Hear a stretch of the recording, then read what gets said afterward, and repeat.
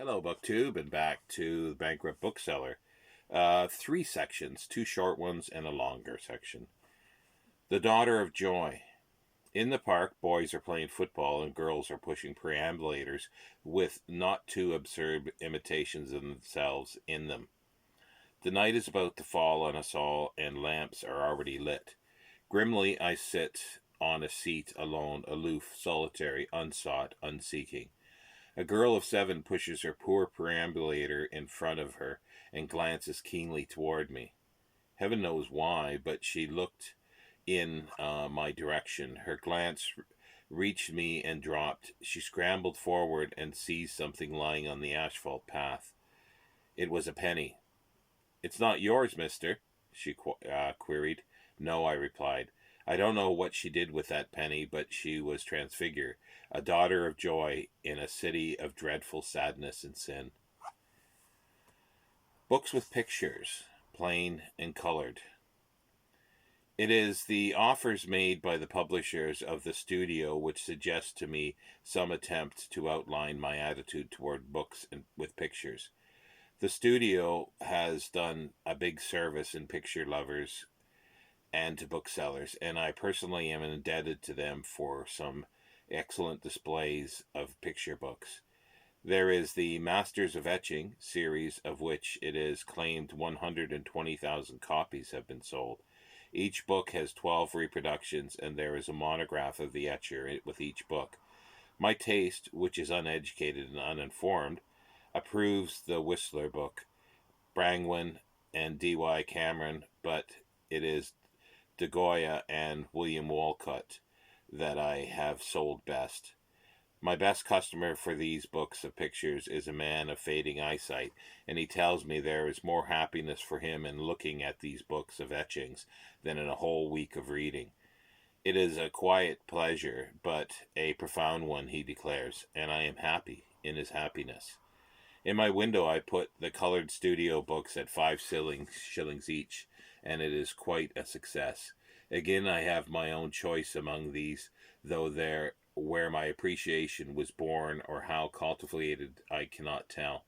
For example, there is the reproduction of The Privileged 3 by Russell Flint. It is a beautiful picture that much even is apparent to me. The scene is some country bathing pool, rudely roofed over with heavy rough-hewn beams. To the edge of the picture comes the water. 3 nude female figures fill up the background. The composition is gold and brown and red, but all subdued, and from out the glow gleams the richest blue coloring of a cloak or dress which the center figure is putting on.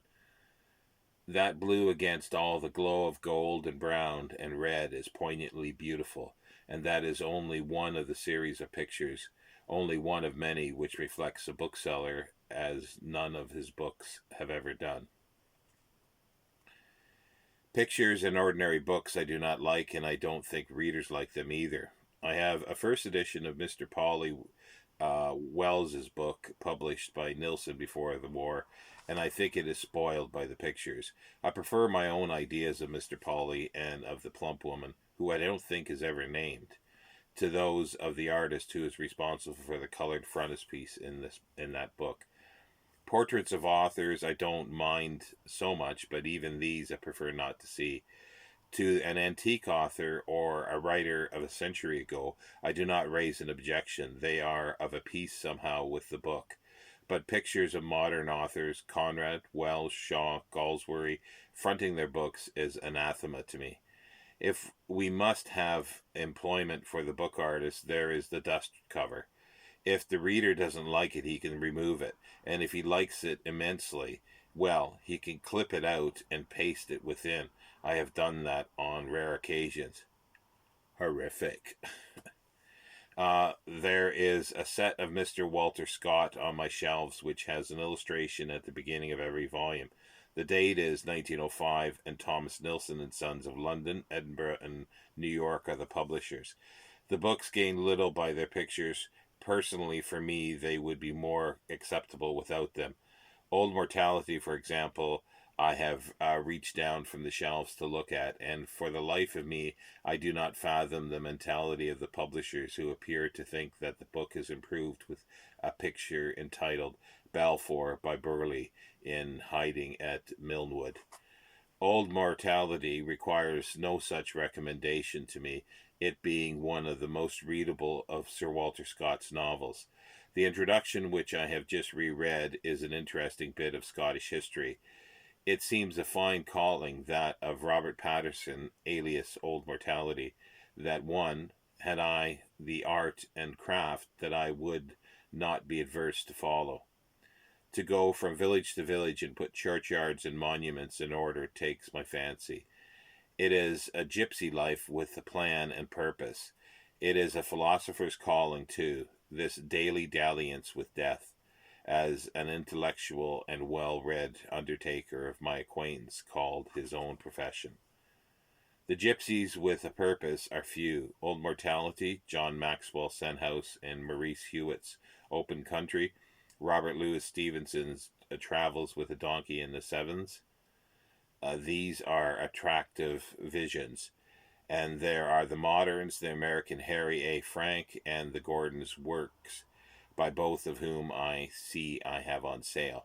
Theirs are books with pictures, but pictures in a travel book are important as maps in a guidebook. It is pictures of people I fancy I dislike. They get out of date. They outrage one's own conception of what the writer had in mind. They are unnecessary. They are the reasons for my dislike of pictures in books.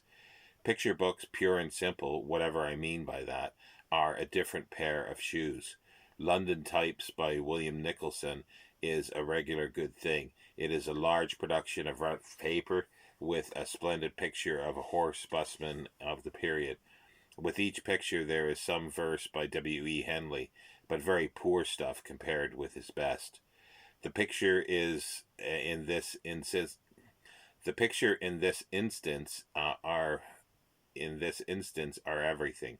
The verse is nothing. I see it is by Heinemann and was produced in 1898, South Africa, and not yet sailed into the stream of time for London. And what a jolly life it seems to have been from this picture book.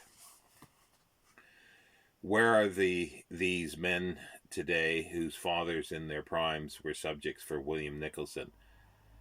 The book only cost 5 shillings in these spacious days, but I want 10 shillings for it today.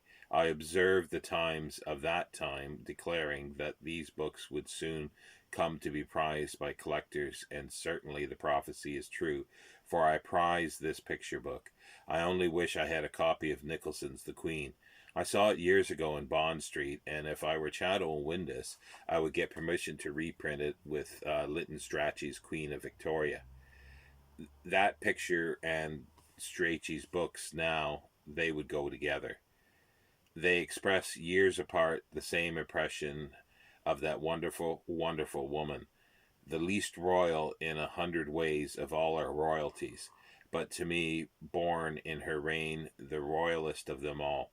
Galsworthy and Strachey and Nicholson, they felt her greatness, and the universality of her appeal touches all who knew her and know their work. They will do, or that will do. That will do, bookseller. You are just scribbling on for the sake of filling up pages in the fond fancy that you have something to write about. You had better go to bed. Necromancy. A very smart lady was my customer a few minutes ago. She almost castigated me for not having a better selection of guidebooks. I offered her 3 or 4 of Wardlock's handbooks, some of Muirhead's blue books, but it was Black's Paris, an ancient thing in red, that made her cross with me. I don't know why, yet she was highly finished and polished. I would have called her beautiful I had not had this experience with her.